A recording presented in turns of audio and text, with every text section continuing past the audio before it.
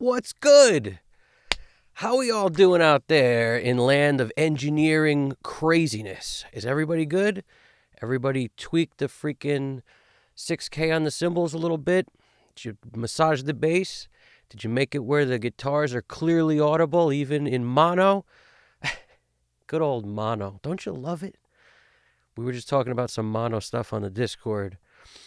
And I forget who said it, but it was definitely one of the regulars, dropped a great line. They said, I thought mono was something you get from kissing your girlfriend or something like that. It's a great line. It wasn't my line. It's a fantastic line, though. I think being an engineer comes with having a sense of humor. I think it's part of it. Otherwise, we'd go crazy. So anyway, I'm about to finish off this song. We got Flowers and Crosses. Matthew Dulaney wrote an amazing song. And, I'm about to dig into the rest of this Matthew Dulaney song called Flowers and Crosses. It's country, and I can't wait to mess with it a little bit. It was already in a place that I felt pretty good about. I haven't listened to it since, so I'm hoping I still feel that way. I'm going to throw it on there, and we will go to work. Let's see what's good over here. We got Mr. Psychotronic in the house.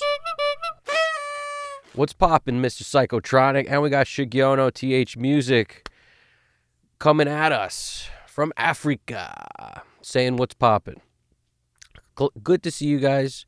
And if you haven't seen it yet, our Discord is beginning to pop, and we're throwing in new sections. We built the walls, we framed it out, we got our sheetrock in there, and we're basically, we got a couple new zones in there now. There's a mixed feedback zone, so for anybody who's looking to basically post something in which there will be, the whole Discord gets to comment on this thing, essentially. You throw it in the mixed feedback section. If it's stuff that you want to share, whether it's, your own music or other people's music, but you're not really looking for, mix critiques or feedback on the mixes and stuff, you throw it in another section we got over there called Check Out My Tunes. And we got a mix. We also got a gear repair DIY custom build section, which could also be called Mr. Psychotronic's Corner. And I feel like that's a good place to share anything you got going on when it comes to gear related stuff or questions or under the hood or, any of that stuff. Under the hood would be a good name for that, but it's nobody would know what it is. But we know what it is. All right. So under the hood over there, throw the stuff, the gear repair DIY section. And that could be any kind of audio gear. It could be pedals, microphones, compressors, EQs, consoles, amplifiers, whatever's going on. Guitar stuff, even if you got, if you're working on some kind of build of a guitar or anything, whatever you got, throw it over there. So let's take a look at this song. Let's hit play and we'll figure it out. We'll go from there. Let's do it. Why don't I get a little closer to it?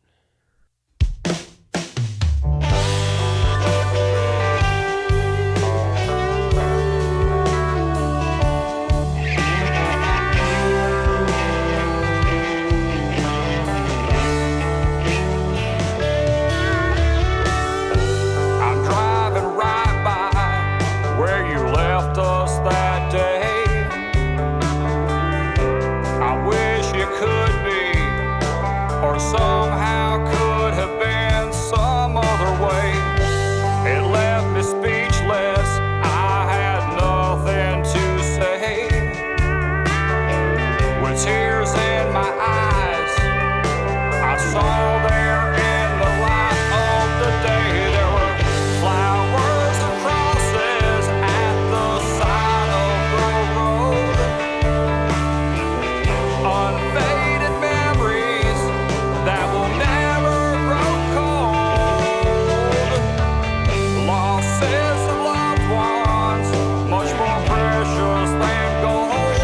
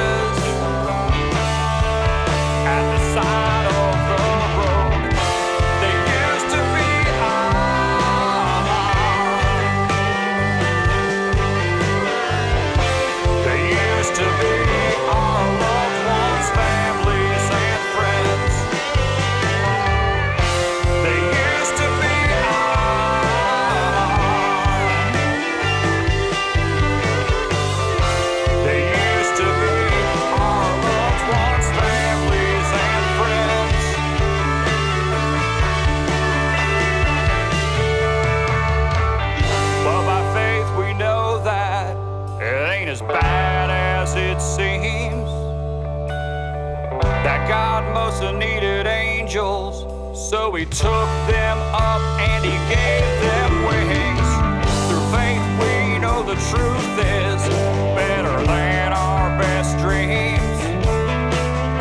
Through faith we know we'll see them with God, and then we'll understand everything about flowers and crosses at the side of the road.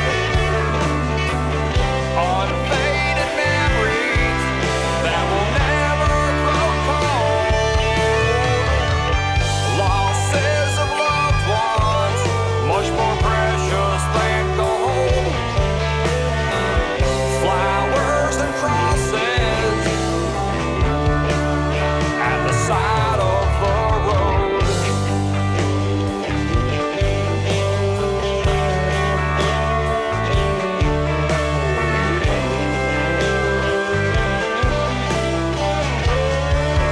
At the side of the road.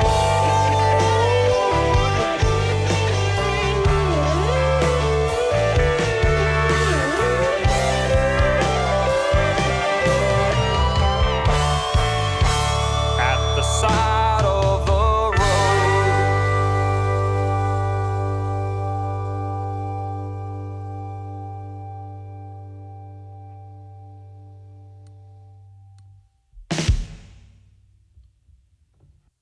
Cool.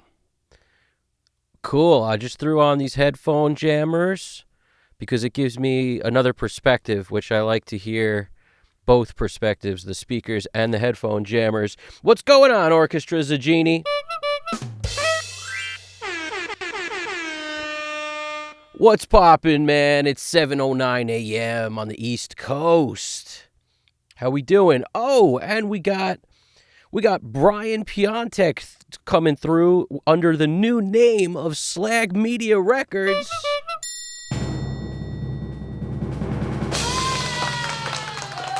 I dig the name, bro. I dig the name. Slag Media Records is a cool name.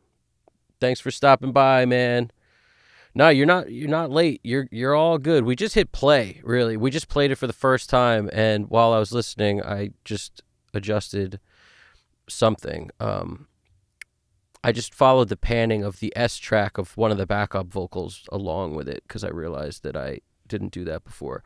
I noticed the S coming out of one side on the harmony. It was like, why is the vocal here with the S here? And I had to just pan that. But most people probably wouldn't have even noticed that.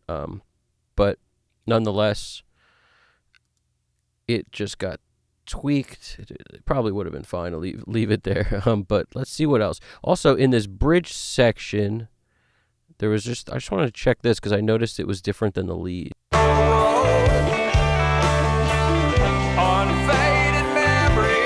No, that part was fine. The bridge. Here we go.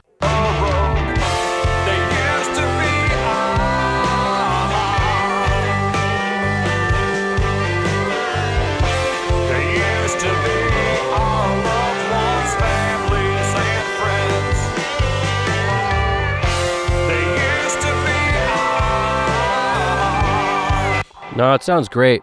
It's so funny how it sounds great. Never mind. We're going to leave that alone. Not touching that. What else we got? Oh, Factor 3208. What's popping over there? What's going on over there? Factor says, okay. Okay. Okay. Yeah, where are you, Orchestra Zagini?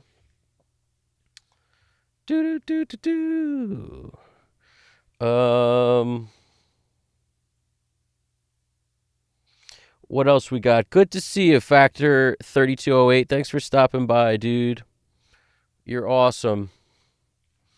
Let us continue here. Where are we at? We're about to do some finishing touches today.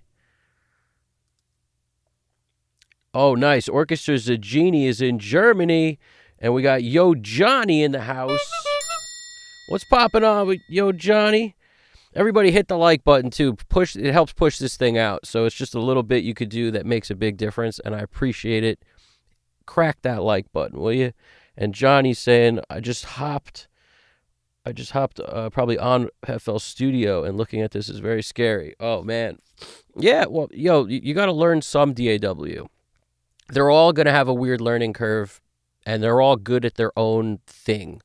They all have their own strengths and weaknesses. So, I don't know if you've used any other DAWs before, but some might be easier to learn than others.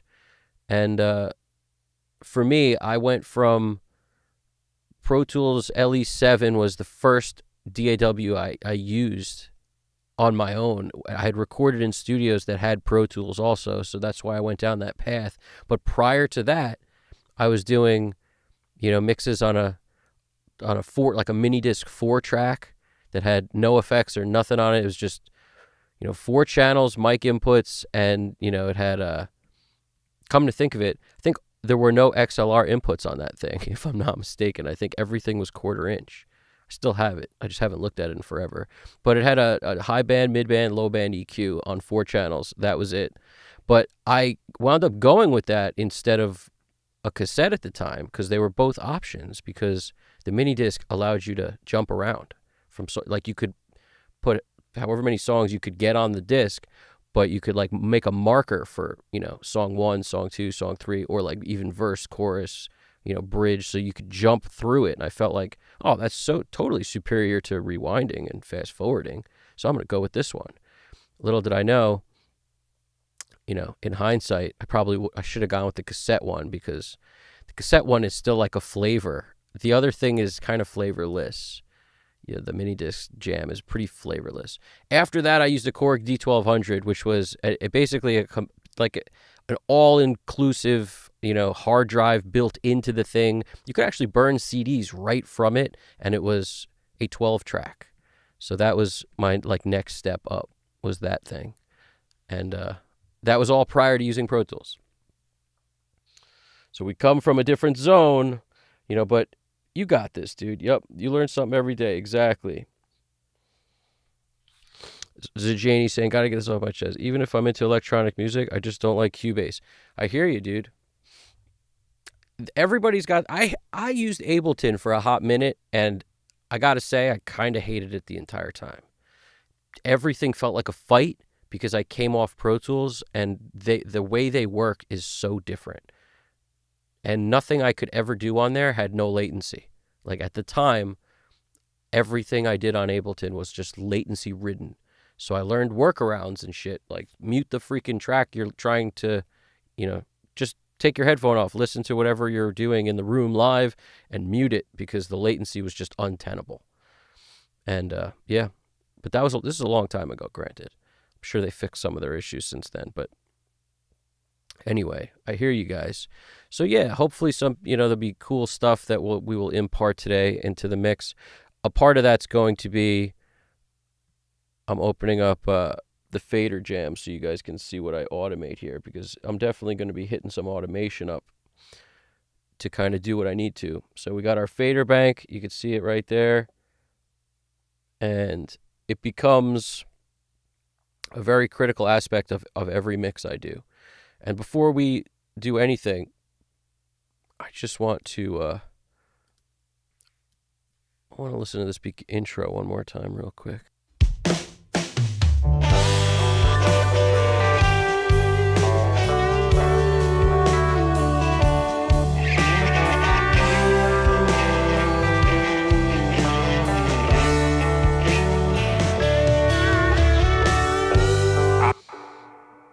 So if you are using Pro Tools,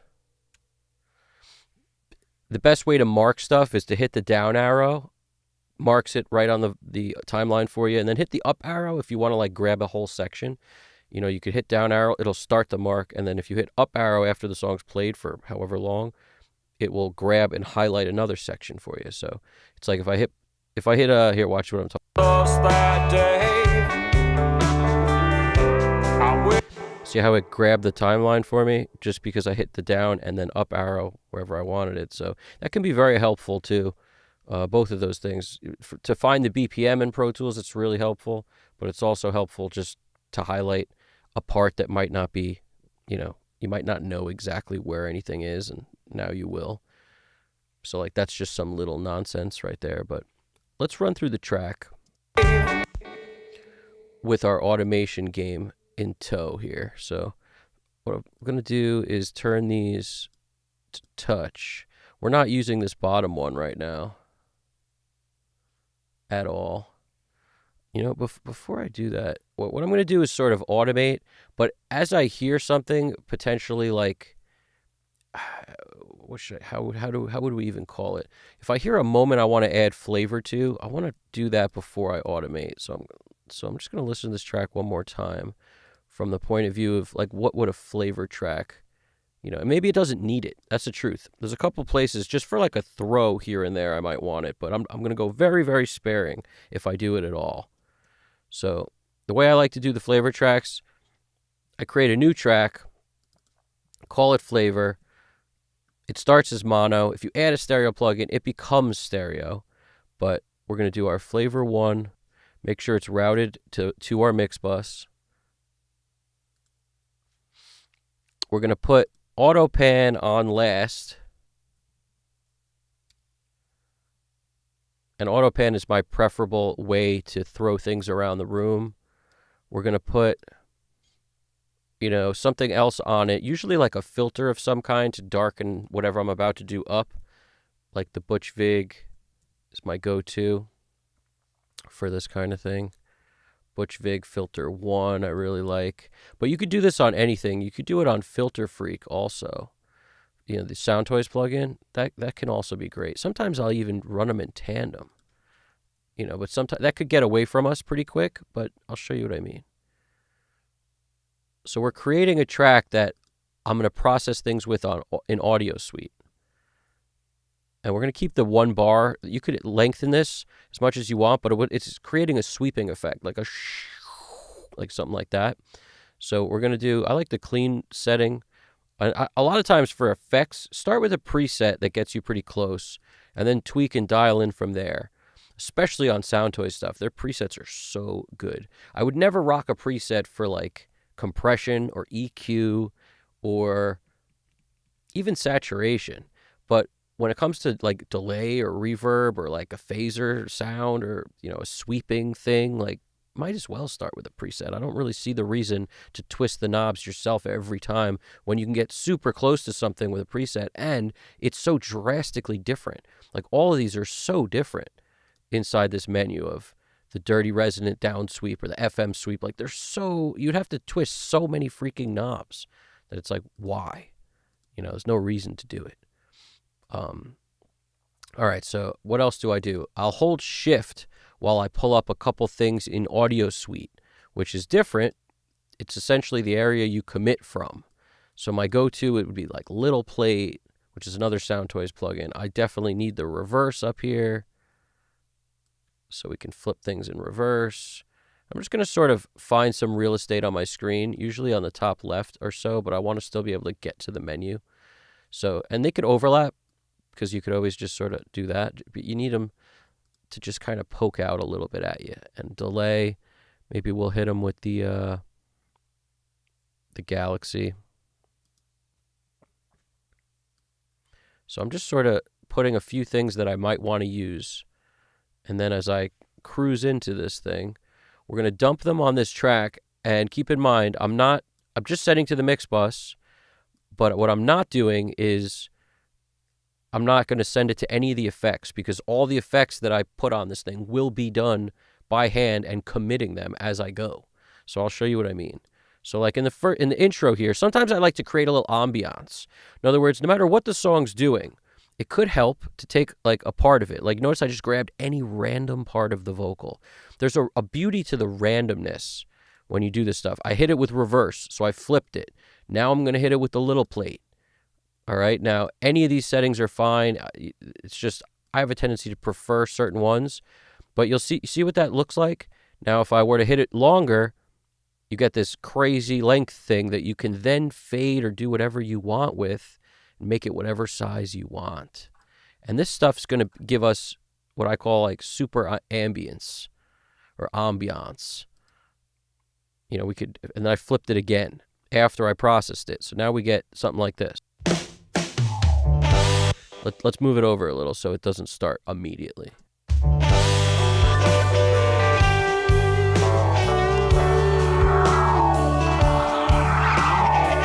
Now that whooshing is actually coming from this. So if I don't want that on the first note or something, I'll just take it off and just process it individually. And now it'll be a whole different sound without that whoosh, that thing.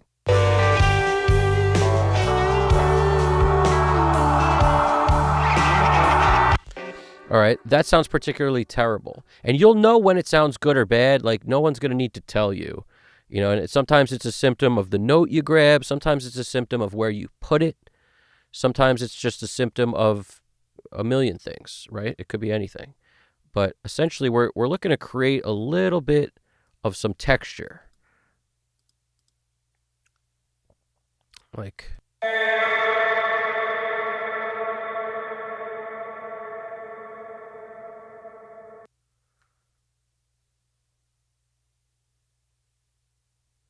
So we're committing some sounds, and they kind of go, and maybe it will build up to where the word starts, and then it'll cut off. Let's hear how that sounds. I'm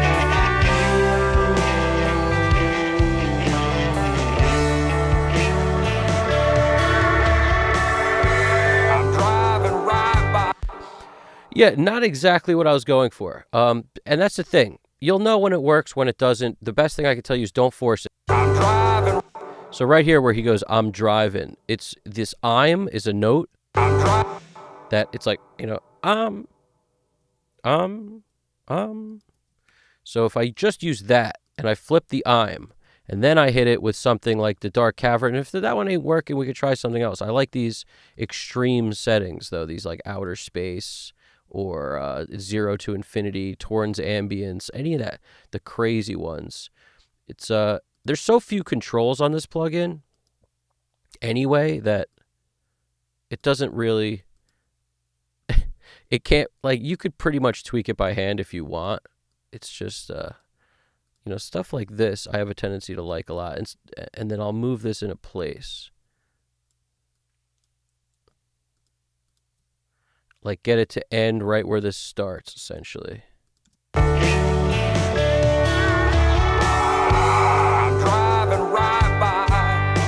Yeah, I don't love it. In other words, like I instantly know when I like something, and that doesn't do it for me. I'm driving right by where you left us that day. Maybe something on the day. Maybe we'll throw a little love on this day here. Day. Day. Day. Day. Day, day, day, day, day, day. Just like a bit of a reverb throw, and then maybe I'll hit it with the delay also. Sometimes I'll do the other way around, delay and then reverb, but then we'll just blend it underneath the word day. So it's like, that day. And it doesn't sound like a lot, but it can be. That day. I wish it could be just that day. Also, I never do this with headphones on because you'll have a tendency to do way less in headphones that might not be audible on speakers. So there's like moments to do everything. In this case, speakers tell me way more about the right volume of stuff like this. And to make it work, I'm lowering the volume here, or I'm raising it here. But I don't go back to the track volume. I want that to stay wherever it is. 0 is fine. You get me? That day left us that day.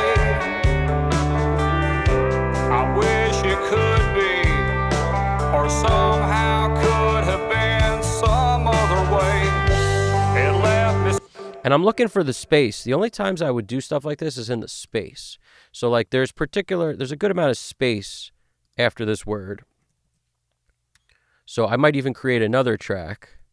All right. And maybe we'll have another option of places to put something like this track. Instead of doing that exact day, you know, I'll put something else here. And I usually don't even paste it with the grid. Notice I'm still in slip mode. I like slip mode. For me, slip mode's where it's at. because it doesn't have to be right on the grid. Unless you're doing electronic music or dance music, like the grid really is of no bearing. Sometimes a little in front or a little behind could sound way more organic. Day.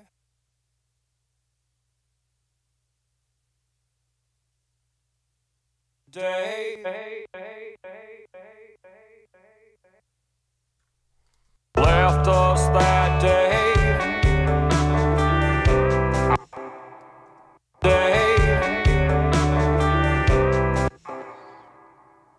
I don't hate that. That's interesting. That day. That day. If it sounds like the repeat is too late, you got to slide it earlier. If it sounds like the repeat's too earlier, you got to slide it later. It's just That day. I wish it could be, or somehow could have been some. Now notice where the word is. So I really want it after the word. Like, that's why I'll fade in a lot of times all the way to where the word ends. And just get rid of as much of that as I can. That day. You know, and sometimes you get rid of less of it. But like ultimately, you don't want it to double up what the word's doing. You just want it to be some kind of enticing, you know, little after effect after the word. Day.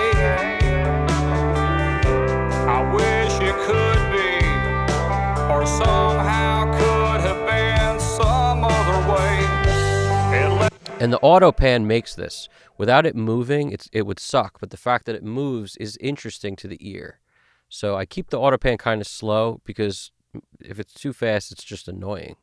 So yeah, there's just a lot to this. But also, those little moments of texture can be as small as a little tiny grab. And then, you know, like I said about you could grab it very slightly, hit it with something like this, then hit it with some of the, you know, some kind of reverb. And then you could get just a moment of coolness. And sometimes I flip this backwards, so it's even weirder.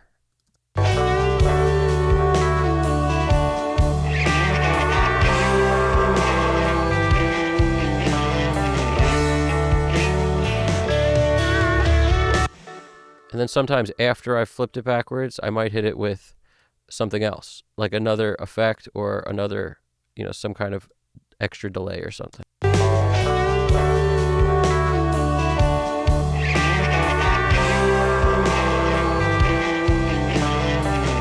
Because the extra delay or whatever will soften it. Whatever you put. It could be reverb, could be anything. So sometimes it's just a little too harsh, so I got to soften.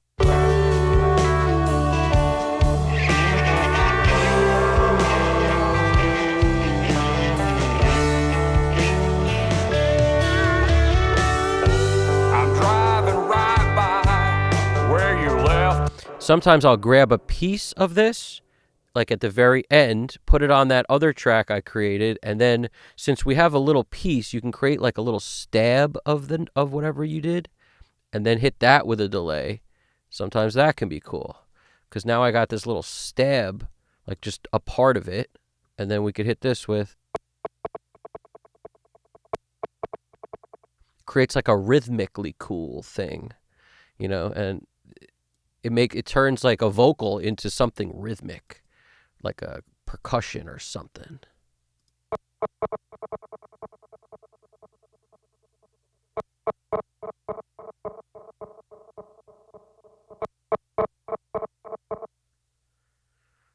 See what I mean? Like something like that.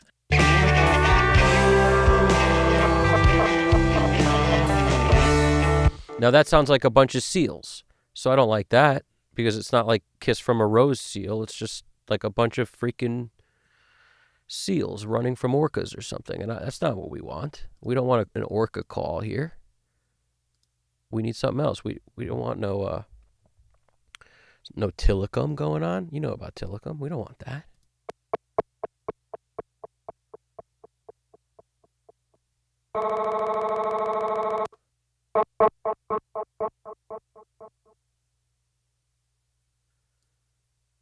I'm just giving you a couple. These are moves. They work sometimes, sometimes they don't.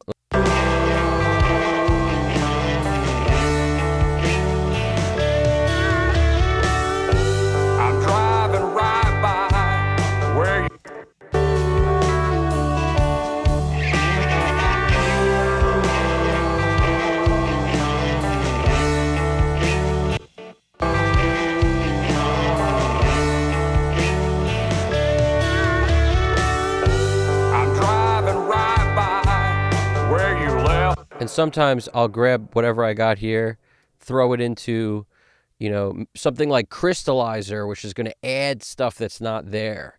It's like a pitch shifting kind of weird artifact creating weird sound.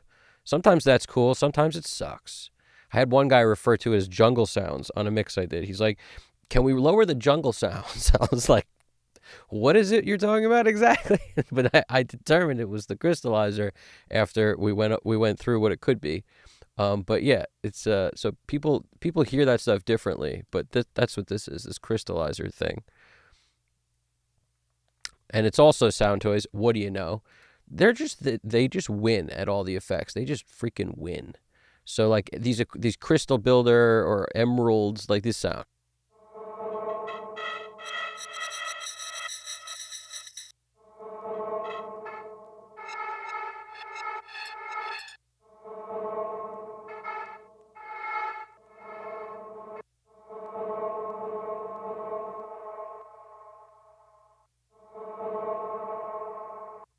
So yeah, there's these sometimes fit better in certain songs compared to others. It's like, sometimes things work, sometimes they don't.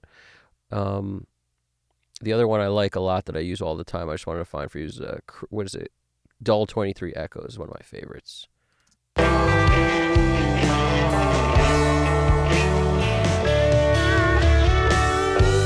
I like that one because it's not super crazy aggressive like any of these other ones, like these long octaves.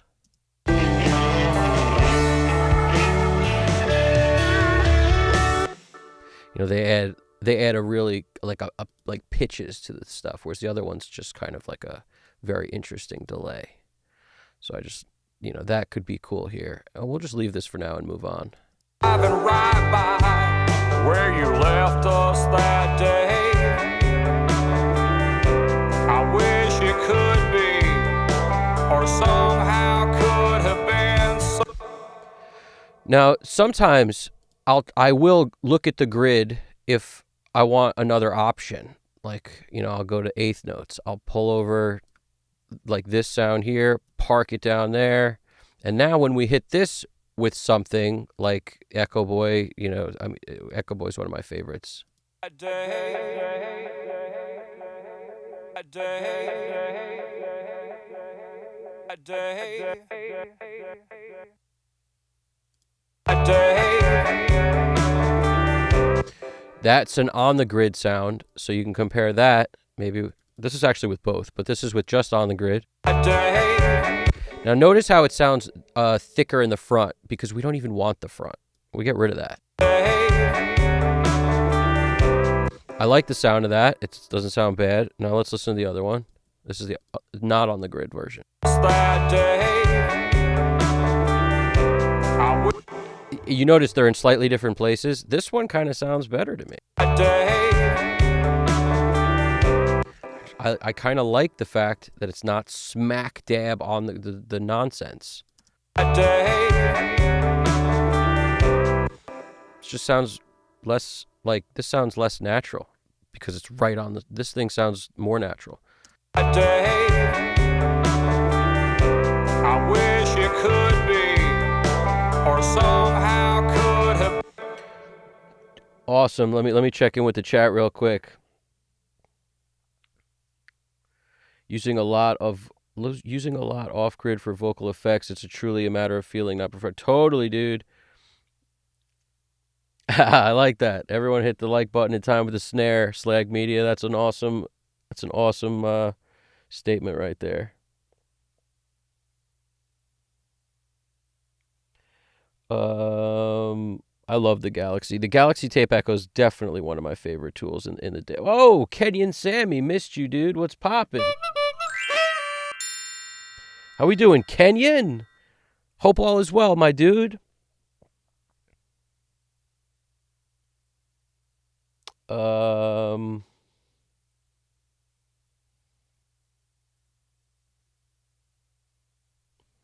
Nice. Factor 3208's from Nigeria. That's awesome, bro. That is awesome. And I understand where he's coming from. He seems like he's coming from a good place. So it's good to have you here, Factor 3208. We appreciate you coming through all the way from Nigeria. That's amazing. We love connecting people here. Orchestra Zagini is in Germany. And Shigiono is in South Africa. That's probably my fault. That's I probably just said Africa when I should have said South Africa. So I feel you. I get you. I hear you.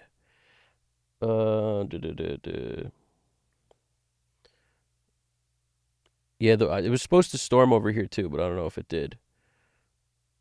Kenyon, where you at, man? Where are you at? I gotta remember where everybody's at. Best stuff goes off grid even in techno. I feel that. That's a good point, Mr. Psychotronic. Best stuff is off grid even in techno. I agree, dude. When the snare hits, using a lot of off grid for vocal effects. Definitely, it's just a matter of feel. And literally, don't rush the sliding stuff around. The sliding stuff around is where it's at. The Yo Johnny 2000 is asking whose song is this. This is Matthew Dulaney, and he was in the chat last time, so he may stop by again. I gave him a shout, kind of on short notice, but you know me. When I go to stream, it's not usually a lot of advanced notice, unfortunately, but we'll get better at that. We just updated our Discord also, so anyone who's chilling, hit up the Discord. You know, everyone can join. I'll throw you a Discord link. Discord link in the chat momentarily, courtesy of Skynet. And yeah, and we'll keep rocking and rolling over here. I wish it could be, or somehow could have been some other way. It left me. I love that some other way. Like the lines that I like. Have been some other way. Have been some other way. It left me. I remember I created, if I'm not mistaken, did I create? Yeah, I did. I created this here. I think I want this back. I created a little harmony here to go with this. And then I muted it, but. Could have been some other way. Yeah, just hide in the background and be cool. Been some other way. It left me. Yeah, hide in the background and be cool. Be cool, man. Be cool. All right, everybody, be cool. This is a rubber ray. Have been some other way. It left me speechless. I had nothing to say. Listen to how good his vocal is with the say. Such personality in his vibrato on this. It's a great vocal performance. Or somehow could have been some other way. Maybe on the way, but I don't even know if it's necessary. Like, if I did anything, maybe here, let's just play with it for a second. Let's use a different effect. This is why I always commit with Audio Suite, because there's no point of doing the same effect on the freaking channel like a dodo bird. Instead of that, I come through here, and now we have a different sound for this delay than we had for the first one. So you get this, like, this extended, you get this thing where no one ever knows what to expect, is what you get. You get a little unpredictability happening. Now, this might be a little loud for this, so I come in here and I lower it on the clip. And it could be the wrong delay for this also, that you always got to leave the door open.